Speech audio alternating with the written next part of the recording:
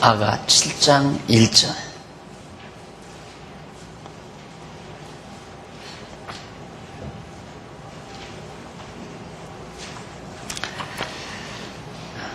귀한 자에 따라 신을 신은 네 발이 어찌 그리 아름다운가. 네 넓적다리는 둥글어서 공교한 장색을 만든 구슬꿰미 같구나. 네 배꼽은 섞은 포도주를 가득히 부은 둥근 잔 같고 허리는 백화파로 두른 밀단 같구나. 2절까지 봉독했습니다. 지금 우리는 신부를 찾은 신랑의 모습을 노래하는 내용이 여기 나옵니다. 오늘은 7장 1절로 9절 상반절까지 여기가 신랑이 신부의 몸매의 아름다움에 대해서 노래하는 내용이 나와요. 그런데 우선 그 내용 가운데 4608페이지에 보면 1절로 5절 거기가 신부 몸의 각 부분들의 아름다움을 여러 가지로 비유해서 노래하는 그런 내용입니다. 결국 솔로몬은 신부를 찾고 그 신부의 아름다움을 노래하는, 잃어버렸던 신부가 사실은 만신창이가 되다시피 했죠. 성중에 순행하는 자들에게 만나서 여러 가지 상처도 있고 어려움도 당하고 그랬는데, 그런 신부의 모습이 솔로몬에게는 참으로 아름다운 그런 몸으로 다가왔습니다. 그래서 제가 늘 강조하는 말이 뭐냐면, 밉고 고운 것은 상대에게, 대상에게 달려있는 것이 아니라 내게 달렸다. 보는 이의 시각에 달려있다. 내 마음이 평안하고 사랑하는 마음이 있으면 다 아름답고 예쁘지만, 내 마음에 밉고 괴로운 마음, 편안한 마음이 없으면 상대가 다 미울 수밖에 없는. 그래서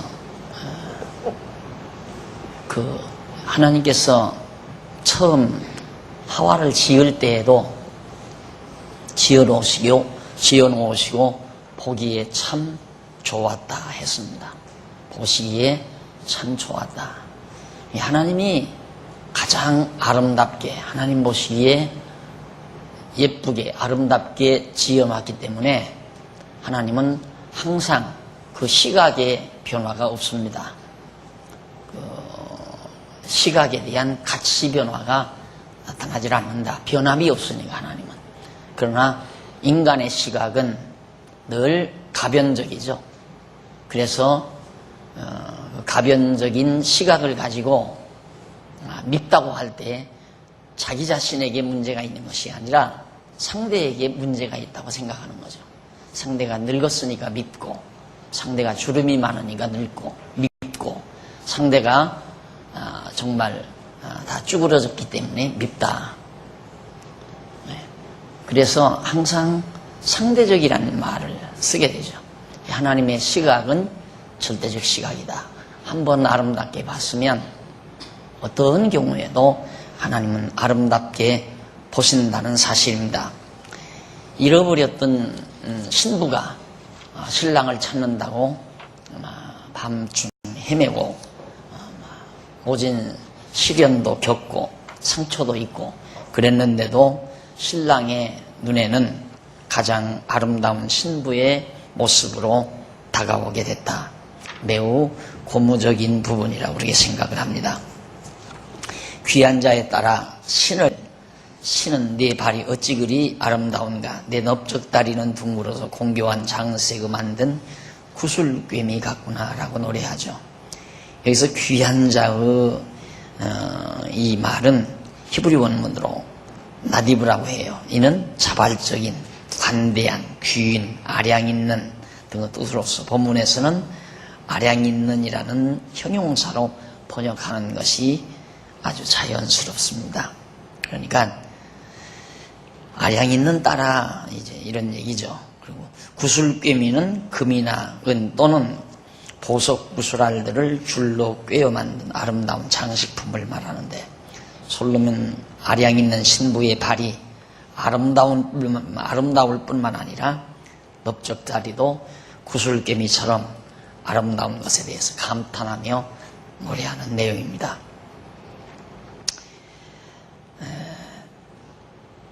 실상 그 술람미 지역에 사는 여인들이 검답니다. 그러니까 흑인에 속하는가 봐요. 그러니까 가나안의 후손이지 않나. 가나안의 후손. 그래서 정말 그 술람미 여자라고 하는, 술람미에 사는 여자라고 하는 그 대상만 보아도 별로 아름다운 것이 없는 여자인데, 솔로몬의 눈에는 가장 아름답게 비춰졌다. 그것은 거듭 말씀드리지만 사랑의 눈빛으로 바라보기 때문에 아름답게 봤다. 제가 가끔 그런 예를 들죠. 지금 전철을 잘 탈 기회가 없습니다만은 참 그 전철 타고 출퇴근할 때 보면 정말 예쁘지도 않은 여자를 그냥 옆에 앉아서 그냥 사랑해야 하는 그런 남자들의 모습을 이렇게 바라볼 때가 참 종종 있었습니다. 어쩌다가 저런 여자를 만났을까, 이런 정도의 여자인데도 그 남자는 가장 아름다운 거예요, 그 여자가. 그래서 되게 그런 말 하잖아요. 눈에 콩깍지가 씌어야 결혼을 한다. 그러지 않으면 결혼 못한다, 이런 얘기거든요. 자기와 같이 살 사람은 콩깍지가 씌어가지고 안 보이는 거죠. 아름답지 않은 부분이 안 보이고 아름다운 부분만 자꾸 크로즈업돼서 보이게 되고, 그렇게 해서 결혼을 하는 것처럼 역시 하나님은 우리를 사랑하는 눈빛으로 바라보기 때문에 아무리 우리가 흠집이 많고 부족하고 형편없어도 하나님에게는 한없는 아름다운 모습으로 그렇게 비춰진다. 그래서 우리는 하나님 앞에 담대한 거죠. 그래서 내가 흠집이 많고 보잘것없고 누추하지만 하나님은 그래도 나를 사랑한다는 사실. 그래서 되게 그런 얘기를 하죠. 얼굴 예쁜 여자하고 결혼하면 남자가 고통을 당한다. 값을 한다고 그러지. 값을 한다고. 얼굴이 안 예쁘지 않은 여자를 아내로 맞아들여야, 야, 나 같은 여자를 저 남자가 아내로 맞아들였다 해서 한평생 정말 남편을 소중히 여기고 남편을 귀히 여긴다. 그런 말도 있습니다. 근데 오늘 우리가 하나님 앞에서 그런 자세로 살아야죠. 흠집 많고 정말 부족한 것이 많지만 하나님은 전혀 우리에게서 흠잡지를 않는다. 발끝에서 머리끝까지 전부 아름답다고 노래하는 부분이 바로 이 부분입니다. 그 다음 이제 그 밑에 보면 배꼽은 섞은 포도주를 가득히 부은 둥근 잔 같고 허리는 백화파로 두른 밀단 같다고 이렇게 말을 해요. 그런데 여기서 백화파로 두른 밀단, 이것은 백화파로 두른 밀단이란 말, 이것은 밀단이 묶여진 것처럼 곡선미가 아름다운 몸매를 묘사한 것이다 하는 얘기입니다. 그러니까 백화파로 뺑 둘른 밀단을 꼭 묶으면 허리가 짜숙하니 그렇게 들어가잖아요. 그런 밀단의 모습을 솔로몬이 연상을 하면서 그렇게 자기 아내의 신부의 아름다운 몸매를 노래합니다. 그래서 포도주가 가득한 잔처럼 아름답고 배 부분 후 몸체 곡선미가 곡식단 묶어놓은 것처럼 아름답다는 뜻이에요. 그리고는 이제 두 유방을 노래해요. 암사스모 쌍태 새끼 같고 목은 상아 망대 같구나 그래요. 암사스모 쌍태, 암사스니 쌍태 새끼. 쌍둥이 새끼가 똑같잖아요. 아주 귀엽게 생긴 그 쌍태 새끼처럼 그렇게 자기 아내의 가슴이 아름답다. 목은 망대라는 게, 망대는 성곽이 이렇게 있으면 이렇게 성곽이 있으면 이렇게 망대를 높이 해서 여기서 이제 망을 봅니다. 이런 데다 이렇게 망을 보기 위해서 망대를 이렇게 지어 놓는데, 이 망대처럼 우뚝 목이 팍 솟았다 이 말이에요. 그래서 상아는 아주 아름다운 귀한 물건이죠. 코끼리의 이이기 때문에, 이빨로 되진 거기 때문에 망대를 그렇게 아름답게 만들어 놓은 것처럼 자기 안에 목이 그렇게 아름답다고 노래요. 그리고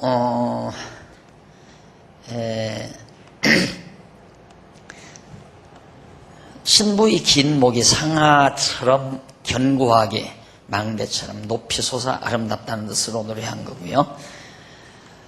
그 다음 눈 9페이지에 나오죠. 제일 위에. 눈은 헤스본 바드라빔 문겨트 못 같고, 바드라빔 문겨트 못같이 생겼다. 눈이. 그러니까 연못에 맑은 물에 물이 잠겨있는 그 못처럼 자기 신부의 눈이 그렇게 맑고 깨끗하다.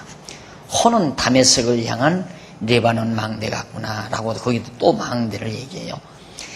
여기 헤브론 마드라빔 문은 아모리 족속 왕 시온의 도성에 있는 한 성문의 이름입니다. 그래서 그 문 곁에 아주 깨끗한 그런 호수가 있는데, 그런 호수처럼 그렇게 못처럼 깨끗하고 아름답게 생겼다. 그리고 시온 왕의 도성 문 곁에 있는 건데, 다메섹을 정탐하기 위해서 세운 레바논 망대, 코는 레바논 망대처럼 다메섹 땅을 이렇게 정탐하기 위해서 이제 세워놓은 건데, 그런 것처럼 역시 또 오똑하게 솟아있는 아름다운 코를 노래하고 있습니다. 머리는 갈멜산 같고 드리운 머리털은 자줏빛이 있으니 왕이 그 머리카락에 매였구나 라고 노래합니다. 갈멜산은 팔레스타인 지역의 지중해 연안 중부에 자리한 높고 잘생긴 산인데, 자줏빛은 왕들이 즐기는 화려한 색입니다. 그래서 머릿결의 색깔도 화려하고 아름다울 뿐만 아니라 또 머리 자체는 그만큼 또 갈멜산처럼 아주 잘생겼다, 이런 얘기죠. 그래서 솔로몬은 자기 신부의 두상이 갈멜살처럼 잘생겼고 머리털은 화려한 빛이 있어서 그 머리카락에 자기가 솔로몬이 매료됐다는 그런 뜻으로 노래한 겁니다.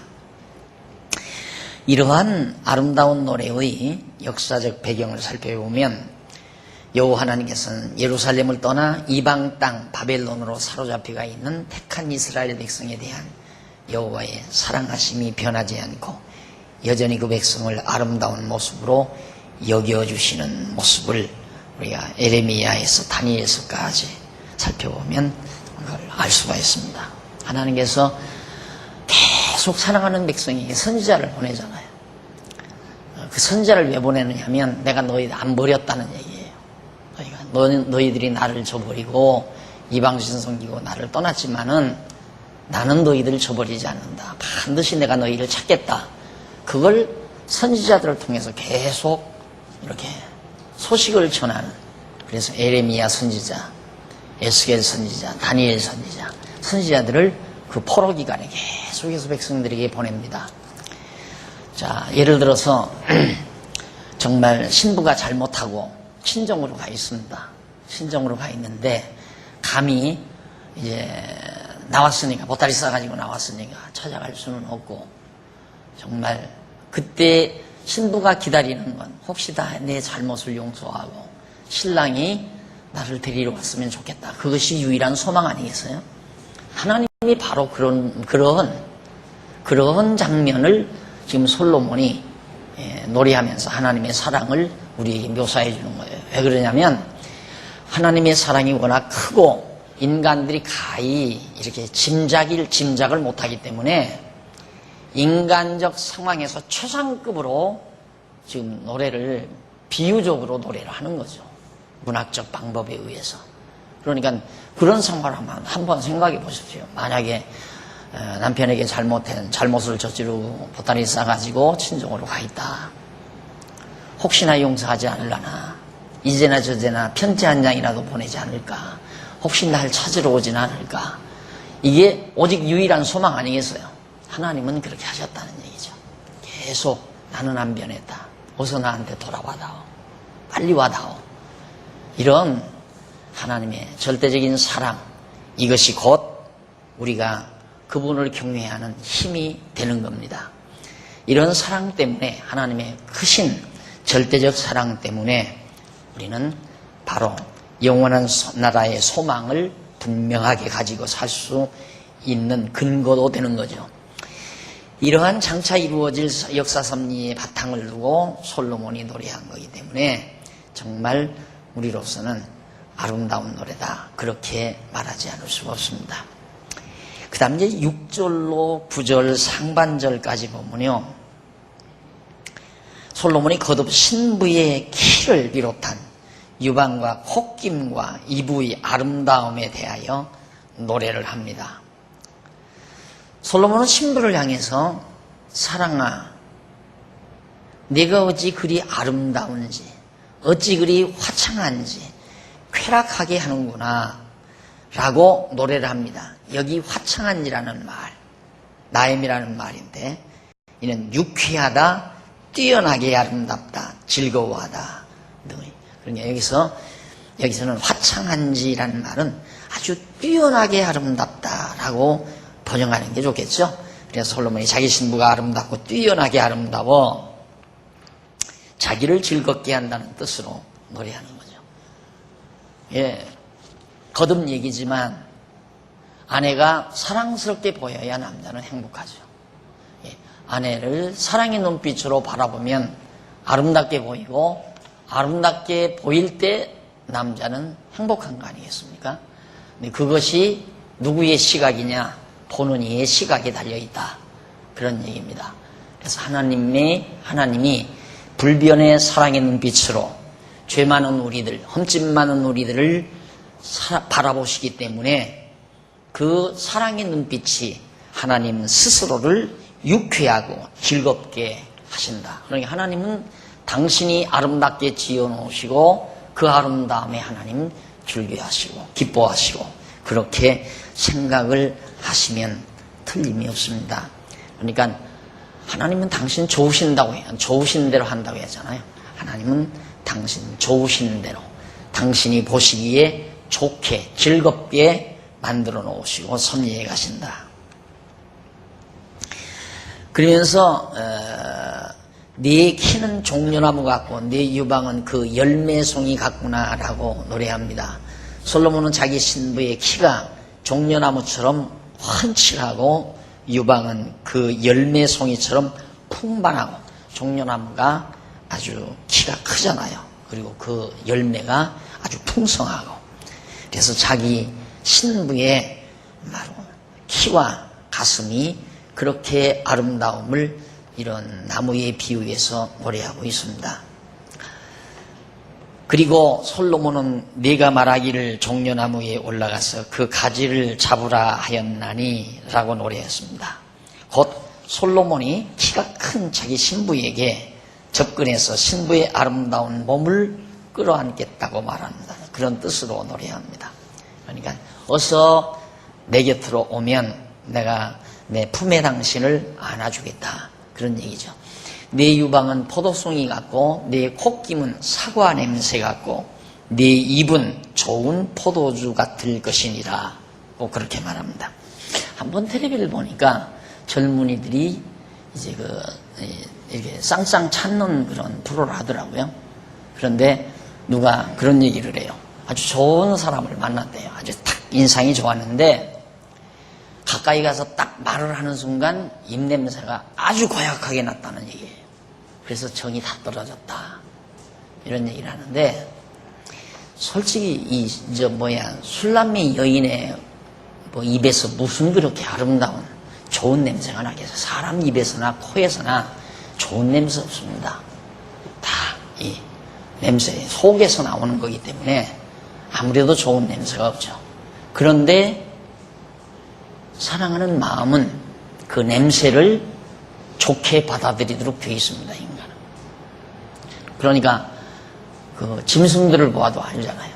짐승들을 보면 앙카가지를 기르게 되면 저쪽 건너편 몇 브록 건너편에 있는 수강아지가 그 암내를 맡고 쫓아옵니다. 냄새가 좋은 냄새가 아니에요. 그런데 사랑의 기간이 되면 그것이 아름다운 냄새, 좋은 향기로운 냄새로 바꾸어진다는 것. 그러니까 그 인내 나는 사람들하고 사실 겨드랑이 냄새 나는 사람 있잖아요. 겨드랑이 냄새. 그건 진짜 옆에 전철이나 어디 버스를 탔을 때 그 사람 있으면 자리 옮겨야지 그 옆에 못 앉잖아요. 그런데 그 사람하고 살잖아요. 그분하고 사는 여자가 있어요. 어떻게 사는가? 그 냄새가 좋게 코에 좋게 느껴지니까 살지, 우리처럼 아주 지겹도록 그 냄새가 느껴진다면 그 사람은 어떻게 살겠어요? 그러니까 냄새나 모습이나 할 것 없이 모두가, 그래서 사도 바울이 말했듯이 사랑은 허다한 죄를 덮느니라. 허다한 허물을 덮느니라. 사랑은 모든 걸 덮어버린다. 대단한 힘이라고 생각합니다. 사랑의 힘만큼 강한 것은 없다. 그래서 문제는 모든 것이 사랑이라야 해결이 되는데 그 사랑이 억지로 됩니까? 안 되죠. 교회도 사랑만 있으면 다 해결이 됩니다. 가정도 사랑만 있으면 다 해결이 됩니다. 나라도 사랑만 있으면 다 해결이 됩니다. 경제도 사랑만 있으면 다 해결이 됩니다. 여러분 가만히 생각해 보십시오. 열심히 나가서 하루 온종일 돈 5만 원을 벌었어요. 근데 아무도 없어요. 같이 즐길 사람이 없어요.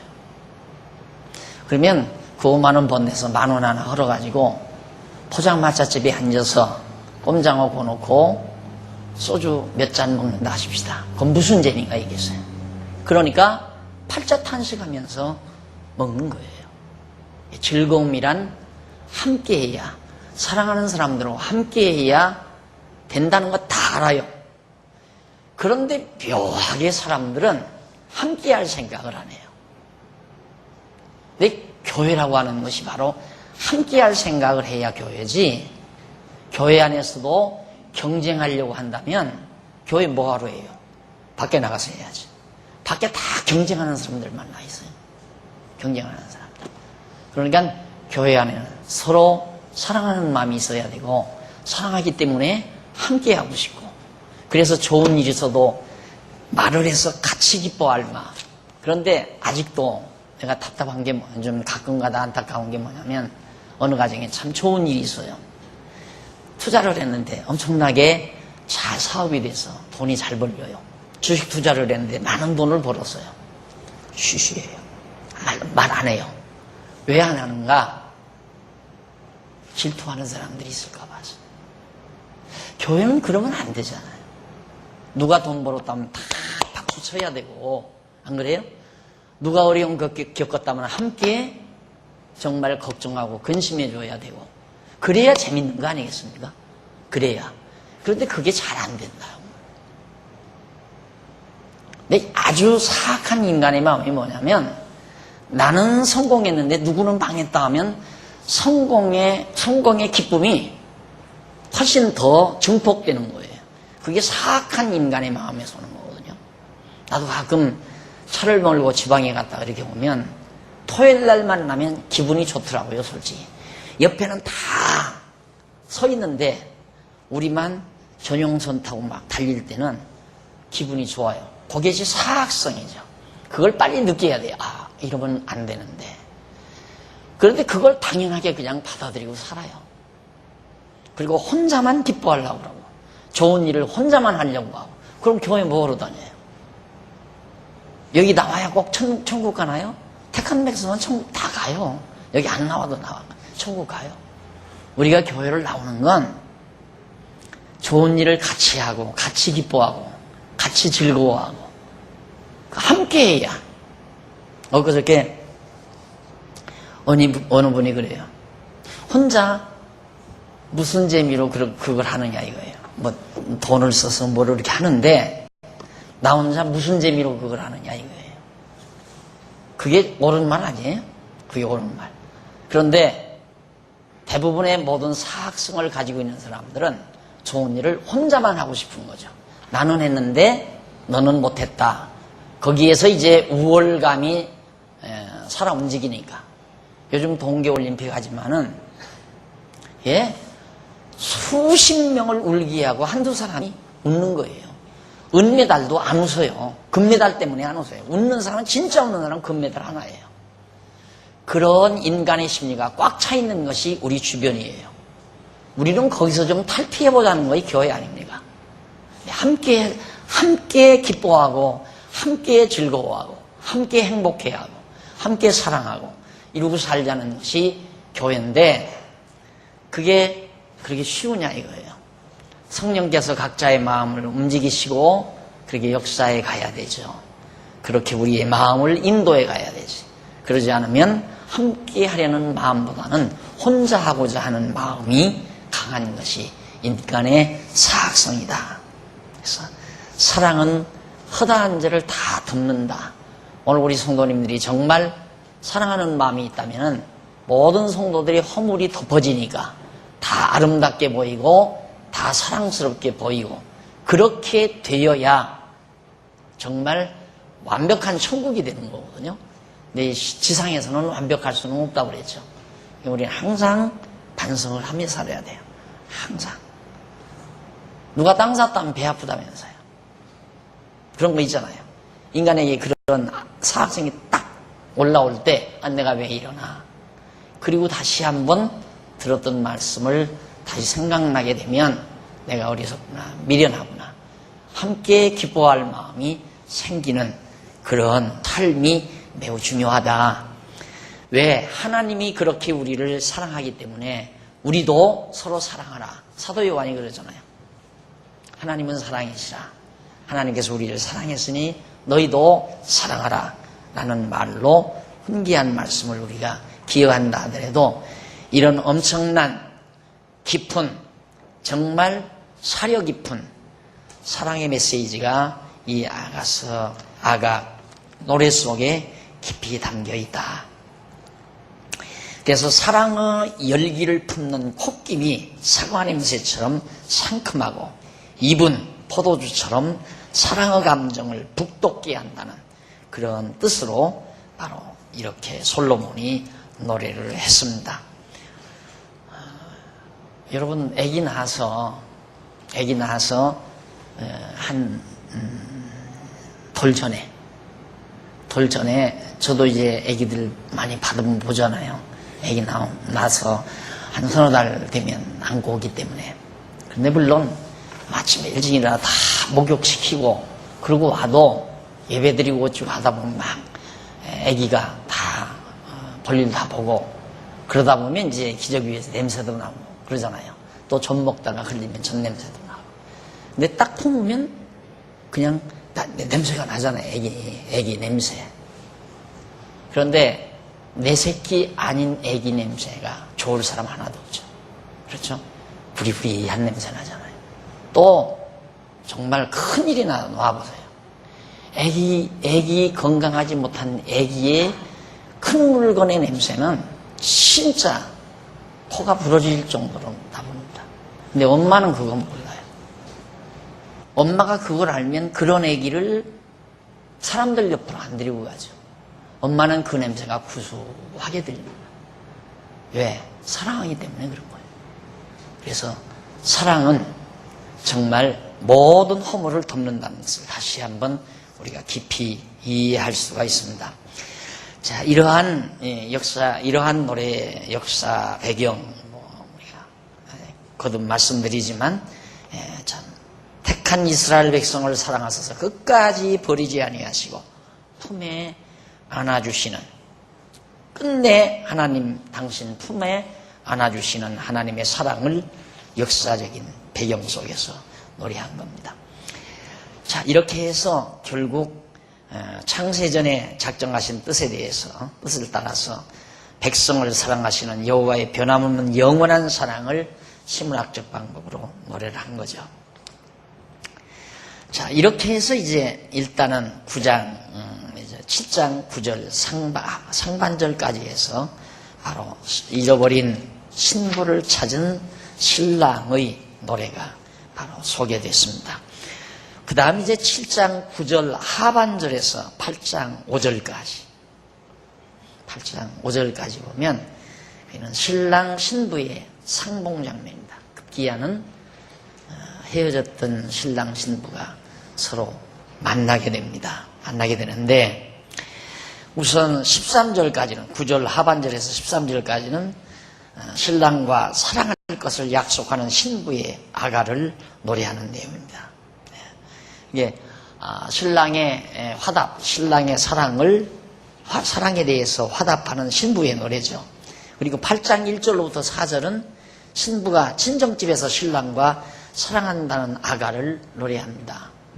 친정집에서. 그 다음 이제 5절은 8장 5절은 신랑집에 와서 신랑을 깨웠다는 신부의 아가를 노래하는 그런 내용이 이제 8장 5절까지 소개되죠.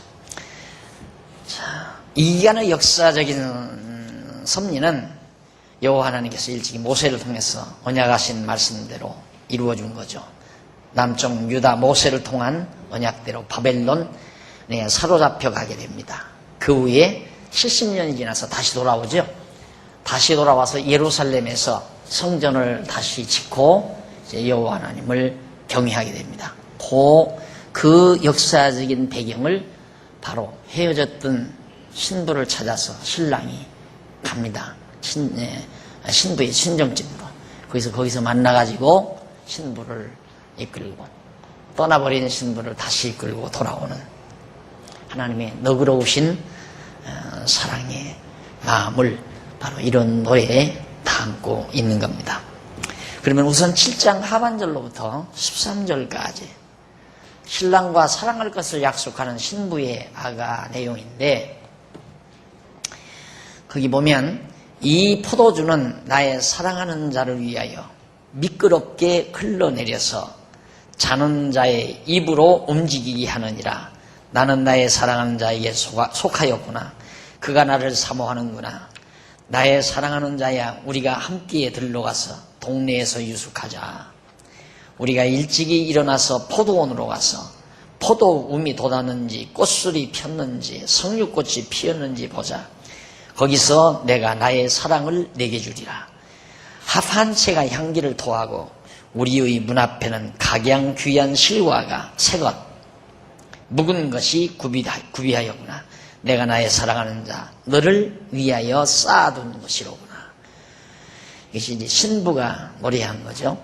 그러면 9절 하반절에서 10절에 나오는 내용은 변함없는 신랑의 사랑에 대한 신부의 아가를 솔로몬이 노래한 거예요.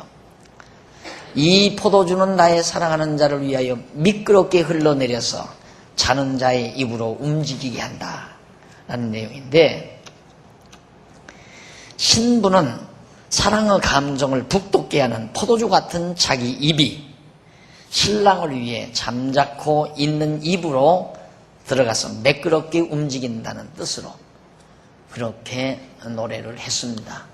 아름다운 노래. 그러면 사랑이 이제 당신을 만나면 내가 입맞춤을 통해서 당신의 감정을 북돋아 주겠다.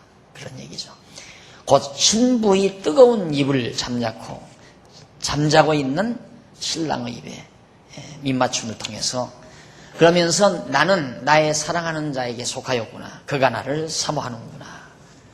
신부의 아가인데 신부와 신랑이 서로 한 몸이 되어서 사랑한다는 뜻으로 노래합니다.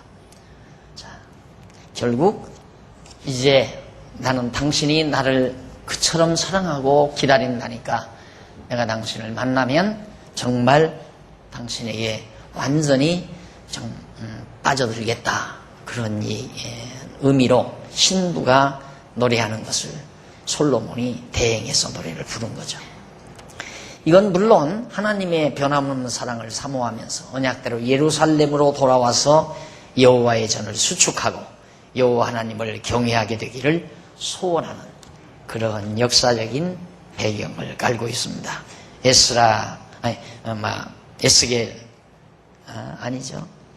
에스라서에도 나오고 다니엘서에도 나옵니다. 성전이 수축되는 내용들이. 그 다음 이제 11절로부터 13절, 거기는 솔로몬이 함께 포도원으로 가서 준비된 사랑을 주겠다는 신부의 아가, 그러니까 솔로몬과 함께 이제 포도원으로 가겠다. 당신이 만들어 놓은 그 아름다운 포도원으로 가서 거기서 당신에게 완전히 사랑을 주겠다. 그걸 약속을 합니다. 신부가. 나의 사랑하는 자야, 우리가 함께 들로 가서 동네에 유숙하자. 동네에서 유숙하자라는 신부의 노래인데, 여기서 신랑을 만나 입맞춤으로 사랑을 확인하고 함께 각종 과목을 재배하는 포도원으로 가서 그 붉은 마을에 머무르기를 원하는 그런 기도입니다. 노래입니다. 신부가 신랑과 한적하게 사랑을 할 수 있는 처소로 함께 가기를 원하는 신부의 아가를 솔로몬이 노래한 건데, 우리가 일찍이 일어나서 포도원으로 가서 포도붐이 돋았는지, 꽃술이 퍼졌는지, 석류꽃이 피었는지 보자. 거기서 내가 나의 사랑을 내게 주리라. 신부의 아가 노래죠. 신부는 신랑과 함께 마을에서 하룻밤을 머문 후 이른 아침에 일어나 신랑에게 포도원을 살피러 가자고 하면서 그 포도원에서 자기의 사랑을 주겠다고 약속합니다. 자, 결국 사랑을 마을에서 하룻밤 쉬면서 사랑을 하는 게 아니라 이른 아침에 일어나 신랑과 함께 포도원에 가서 거기서 정말 당신에게 사랑을 하겠다. 그런 약속입니다. 이러한 신부의 아가를 노래한 솔로몬이 노래한 건데, 합 한 채가 향기를 토하고 우리의 문 앞에는 각양 귀한 실과가 새건 묵은 것이 구비하였구나. 내가 나의 사랑하는 자 너를 위하여 쌓아둔 것이구나 라는 신부의 아가를 노래합니다. 여기 합 한 채는 정력제라고 그러죠. 정력을 돋구는 열매를 말하고요. 신부는 신랑과 사랑하기 위하여 정력을 돋구는 합 한 채를 비롯해서 신선한 각종 과일을 구비했다는 겁니다. 신랑을 위해서 쌓아둔 것이라고 하죠. 자, 이건 물론 바벨론으로 사로잡혀 갔다가 살고 있는 이스라엘 백성은 옛날처럼 예루살렘에 돌아와서 성곽과 여호와의 전을 수축하고 다윗 왕국을 재건하여 여호와 하나님을 사랑하고 섬기며 살게 됩니다. 이러한 역사적 상황을 솔로몬이 미리 내다보면서, 이게 장차될 일이니까 솔로몬의 입장에서는 먼 훗날 되어질 일 아니에요? 그 훗날의 일을 내다보면서 이런 노래를 솔로몬이 노래하게 됩니다. 그 다음 이제 8장 1절로 4절입니다. 신부가 친정집에서 신랑과 사랑하는 아가를 노래하죠.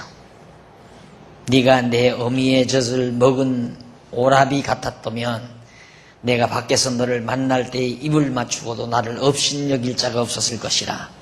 내가 너를 이끌어 내 어미 집에 들이고 네게서 교훈을 받았으리라. 나는 향기로운 술 곧 석류즙으로 네게 마시웠겠고 너는 왼손으로 내 머리에 베개하고 오른손으로 나를 안았었으리라. 예루살렘 여자들아, 내가 너희에게 부탁한다. 나의 사랑하는 자가 원하기 전에는 흔들지 말며 깨우지 말라, 방해하지 말라 이 말이죠.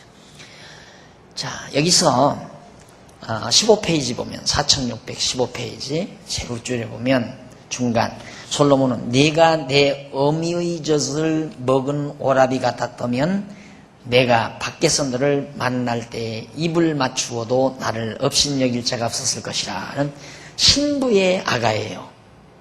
근데 여기서 업신여길 자가 없었을 것이라는 말, 이게 도대체 뭔 얘기인가로 야부주란 말인데, 이는 그들이 얕보지 않았을 것이다 라고 번역이 됩니다. 그들이 얕보지 않았을 것이다. 그래서 그들은 누구를 말하는가? 신부를 쳐서 상하게 하고 웃옷을 벗긴 순찰자들과 파수꾼들을 가리킵니다. 아가서 5장 7절에 나오는 얘기죠. 그러니까 그들이, 그러니까 앞에서는 무슨 말이냐면 업신여길 자가 없었을 것이라, 말이 도대체 누가 업신여겼는가. 근데 분명하게 그들이 얕보지 않았을 것이다. 그러니까 이미 솔로몬의 이제 술람미 여자가 솔로몬의 애틋한 사랑을 받고 있다라고 생각하고 했다면 감히 순찰자들이 넘받겠느냐 이거죠. 그 얘기입니다. 그래서 신부는 자기 신랑이 자기 어미의 젖을 먹은 형제 곧 오라비 같은 자라면 자기가 밖에서 신랑을 만날 때 입을 맞추어도 순찰자들이나 파수꾼들이 거리의 여자처럼 자기를 멸시하지 아니했을 것이라는 그런 뜻으로 노래한 거예요.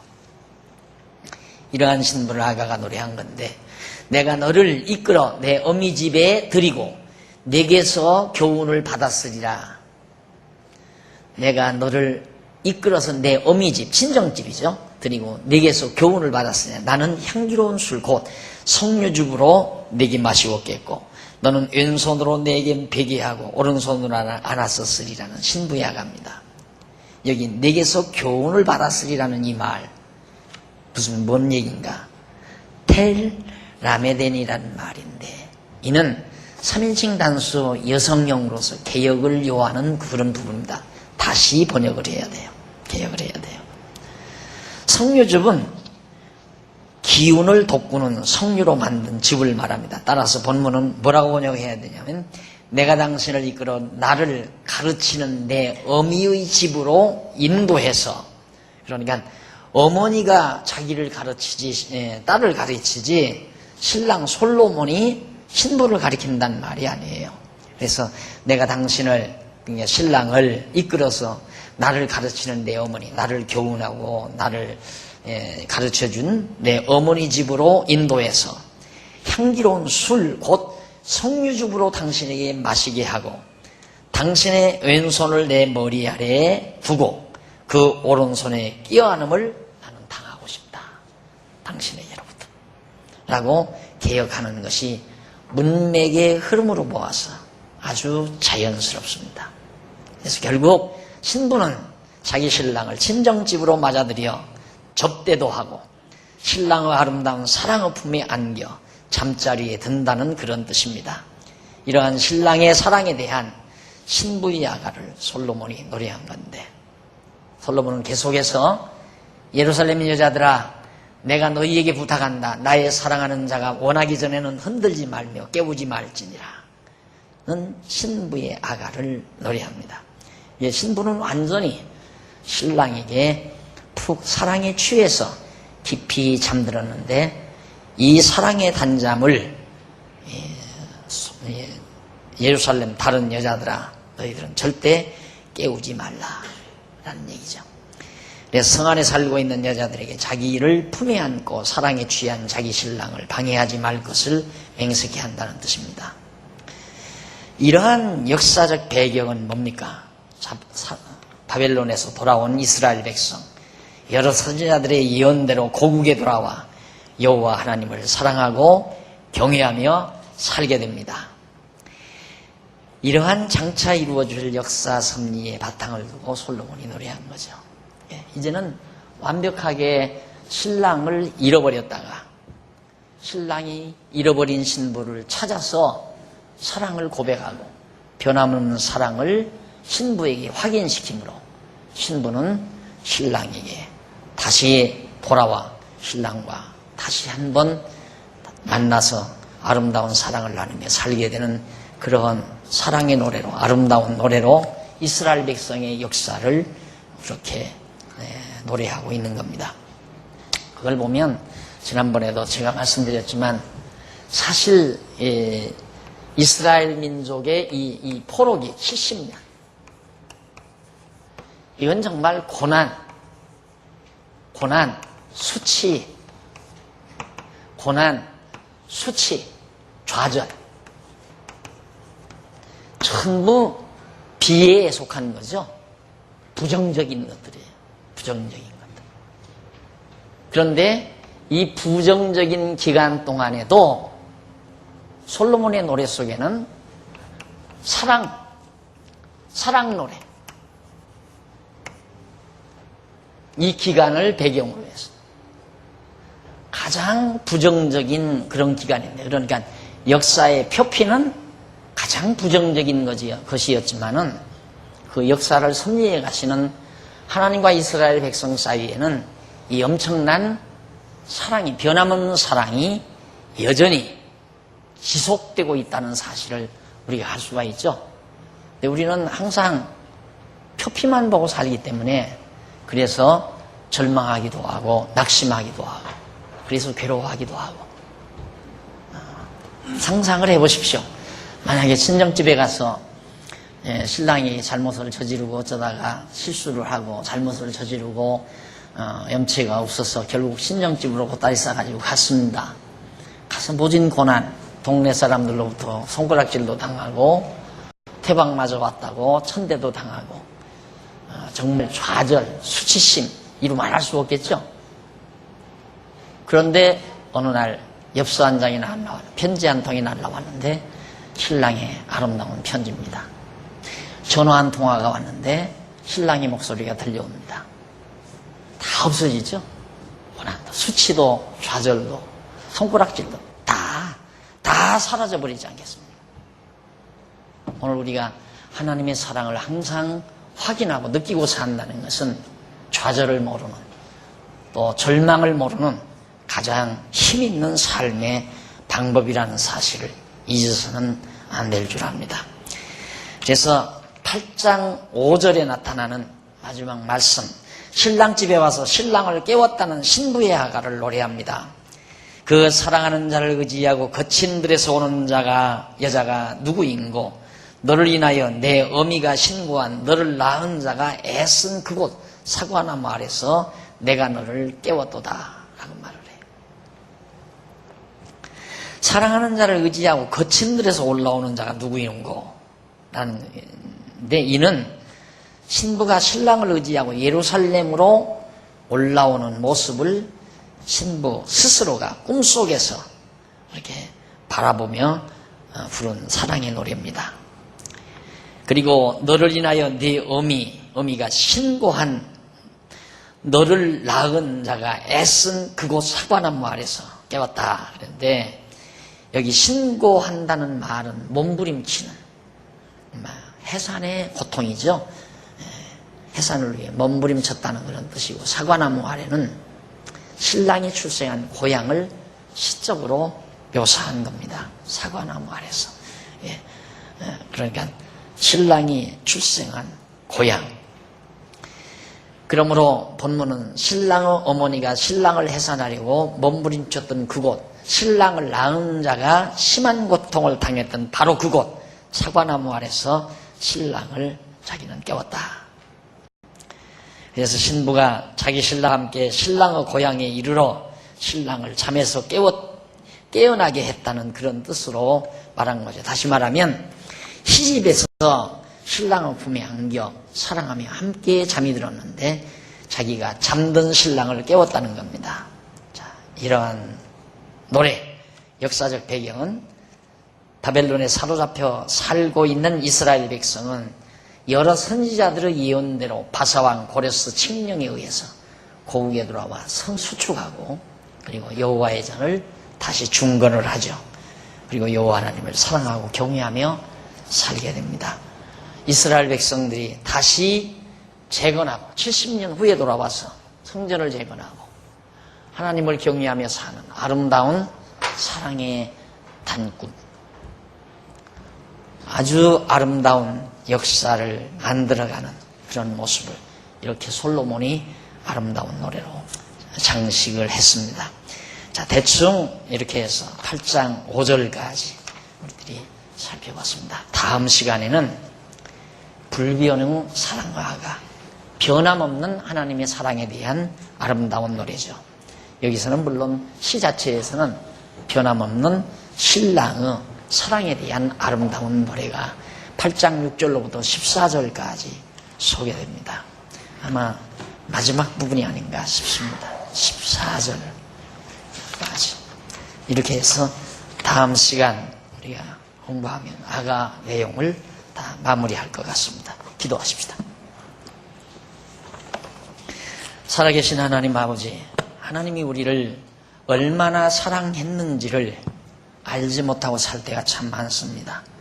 어린애기가 엄마의 사랑, 아빠의 사랑을 알지 못하고 살아가는 것처럼 오늘 우리들이 하나님의 그 엄청난 사랑을 느끼지 못하고 살 때가 많습니다.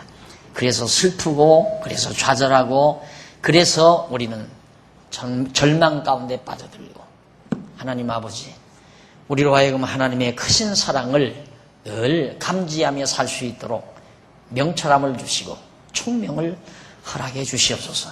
그래서 하루하루의 삶이 어떤 상황 속에서 좌절하거나 절망하지 않고 힘있게 하나님의 사랑을 느끼며 사는 하나님의 자녀들로 자리매김 되도록 역사하시옵소서. 어두운 밤길 돌아갑니다. 다시 만날 때까지 하나님의 사랑의 품에 깊이 잠겨들 수 있도록 은총 베푸시옵시기를 비오며 죄인 공로옵사오나 예수님 이름으로 기도드립니다. 아멘.